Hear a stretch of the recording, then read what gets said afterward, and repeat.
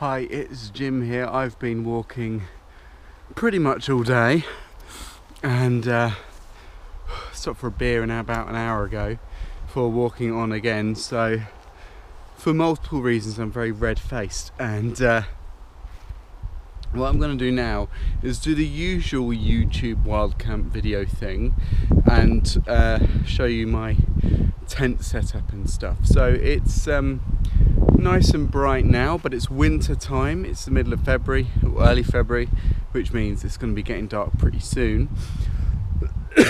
I'm here on the southwesterly side of Loch Lomond, and the reason that I'm here tonight and tomorrow night is that I wanted to have somewhere just to make a good base camp that could still be close to town, so that I could get my train home early on Friday morning.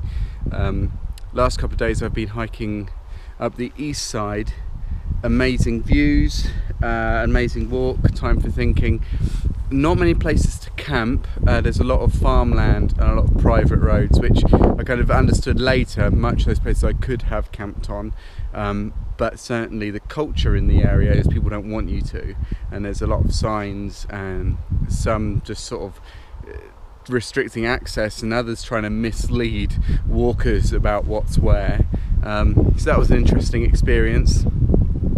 So I was glad to come back to Balloch, have a talk to tourist information and find out where were good places for wild camping, of which this wood is one. There's some waterfalls and river nearby, but I'm far away enough to be away from the midges, and I'm going to set up camp in this area.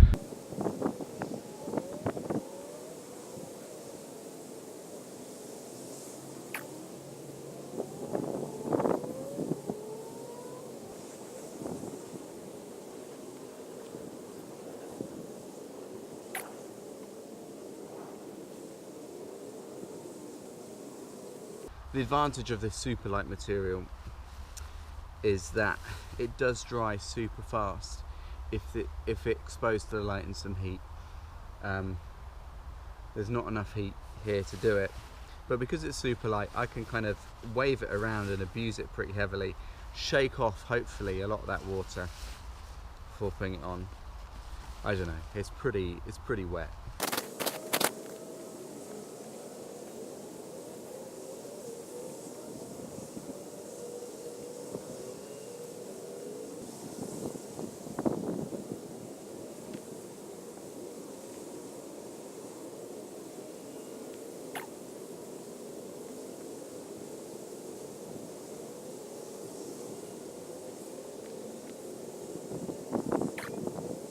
It's nearly 5 o'clock, it's starting to get dark in this tent already. I believe I'm probably going to be in silhouette, so I'm going to keep this brief. Keeping warm and dry in the tent. I cannot tell you how much a Yuko mini lantern does. It makes such a difference. So this is a lantern for tea lights, a tea light lantern, and it makes such a difference. It just kind of keeps condensation at bay really noticeably. I don't know really that it raises the temperature too much.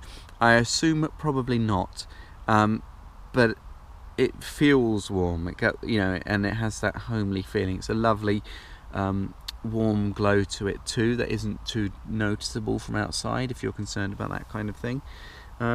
And I really recommend it. Like, they may look like a gimmick, but they are really amazing, and I think a bit of a lifesaver when it comes to it.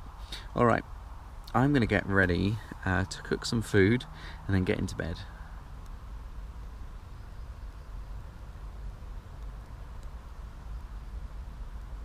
It's 20 to 9, it's the morning. It's still not bright enough to be able to show you my face without it being in silhouette, so here's some shots of the inside of the tent as I'm packing up, and you may be able to hear it's still raining. I was hoping, there've been showers on and off all night, and I was hoping that the sun would rise and just chase off this sort of drizzly rain. It has not, so I'll be putting the tent away wet again ho-hum, so it goes. Something that is impossible to communicate through a camera, especially a GoPro like this with its big fat fisheye lens, is that every kind of corner you turn and step you take leads to a fresh view. And even if where you are hasn't changed that much, the light has changed so much. And it's just beautiful this morning. It's the kind of morning where I kind of think if I'd waited around another couple of hours, the tent might have dried off a bit. But so it goes, you know, like it's better just to get moving sometimes. There's a little river running down there. Over this way, as you come up over this, hard to show with the GoPro, but the way the sun is just hitting off the treetops on the hill on the far side of the loch is just mesmerising. It's the kind of thing you can never capture and represent on a screen, because it's about being in it and amongst it and a part of it, and your place in that in the landscape is part of what kind of yields this beauty. This morning I was looking at this amazing kind of spiked moss on a bush, not on a bush, on a stone, just by where I was camping, and it was the most exquisite thing. I did think about, you know, pulling out the camera and filming it, but I knew, you know, it's not going to tell the story.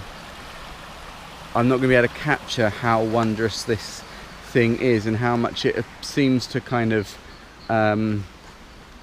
the meaning it generates when you're there in front of it is vastly different from kind of the meaning or the kind of beauty that you see when it's sort of captured on video.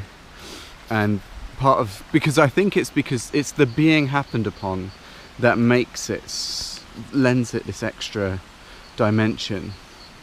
And I am that kind of a camper, is I was thinking about this in the night, you know, some people, they come to a place in their car and they stay overnight and they have fun and they maybe, you know, play at doing some bushcraft, but they go home in the morning and, you know, there was never really anything. Some people will camp out in one spot and really just get into the kind of living the outdoors, doing lots of bushcraft, things like that.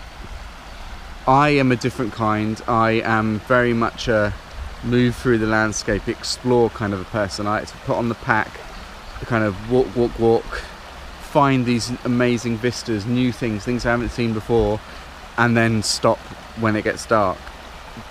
I've discovered that about myself, that's the kind of adventurer I am, is to go and look for adventure, to go and explore.